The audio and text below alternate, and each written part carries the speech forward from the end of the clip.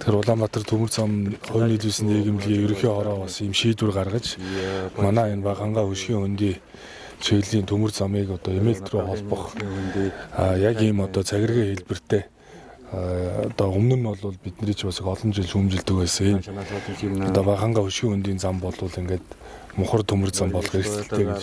Тэгэхээр энийг одоо холбох, энэ одоо цагиргийг бий болгох одоо боломжийг бол Улаанбаатар төмөр замын хувийн нийлүүлсэн нийгэмлэг ерөнхий хороо одоо дэмжсэний үр дүнд энэ ажил одоо ингээд урагшилж байна.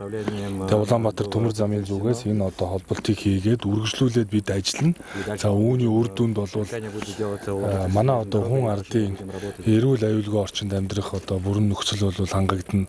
Улаанбаатар одоо хотоороо энэ 34 нэр төрлийн аюултай ачаа бараг тээвэрлдэг байсан энэ байдал бол зогсно.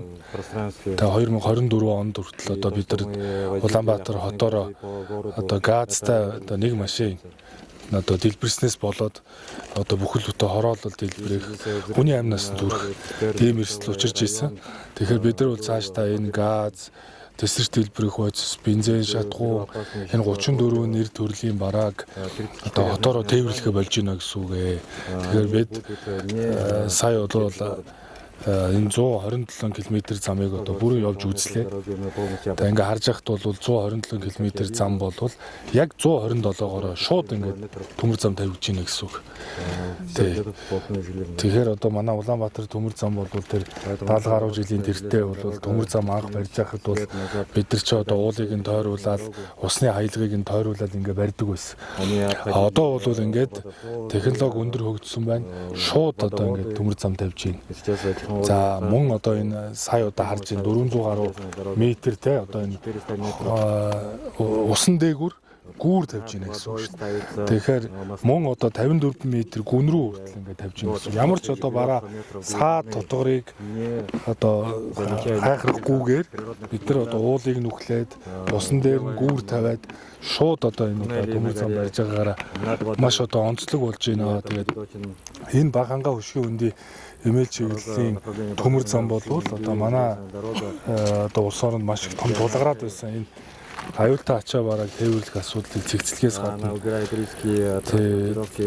цаашдаа бол бас бүтээмжийг нэмэгдүүлэхэд бол их өндөр ач холбогдолтой ийм одоо эдийн засгийн өгөөжтэй одоо том төмөр замын бүтээн байгуулалт бол болж байгаад их сэтгэл хангалуун байна.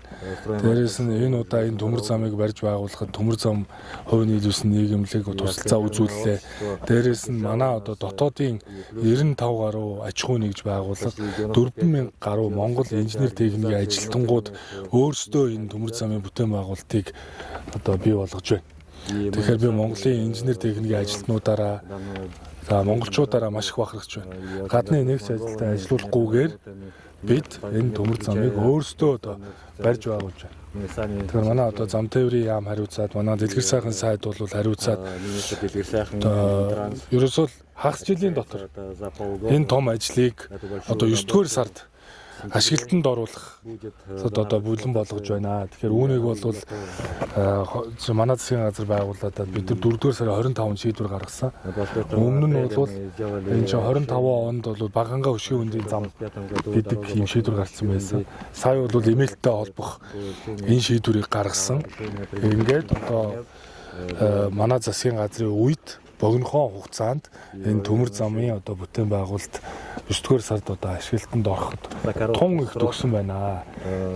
Тэгээ энэ төмөр зам ашиглалтанд орсноороо бараг 1000 гаруй ажлын шинэ байрыг бий болгоо. Энэ бол одоо маш том ажил. 1000 гаруй хүн ажилтаа болно. Цаашдаа бол энэ бүтээн байгуулалтанд оролцсон энэ аж ахуйн нэгж байгууллагуудын энэ инженерүүдтэй энэ техникийн ажилтнуудтайгаа хамтраад бол бид нар ямар ч том гүүрийг ямар ч том түнэлийг одоо барьж байгуулах үндэсний ийм одоо чадамж бол бий болсон юм байна гэдгийг хараад би бахархаж байна. Тэгээд зам тээврийн яам энэ үйл ажиллагаанд эдгээр зүтгэл гаргаж оролцож байгаа аж ахуйн нэгж байгууллагуудад инженер техникийн ажилтнуудтай дахин одоо чин сэтгэлийн талархал илэрхийлээ. Засгийн газрын зүгээс одоо бүх талаараа дэмжин өнөөдөр бас эрчим хүчний яамныхаа явж байна. За одоо сая тэр зам тулгараад байгаа хэд хэдэн тэр анкруудыг чөлөөлөх дээр бол бид нар одоо хурдан шуурхай шийдвэр гаргаж ажиллах болно гэдгийг бас илэрхийлээ.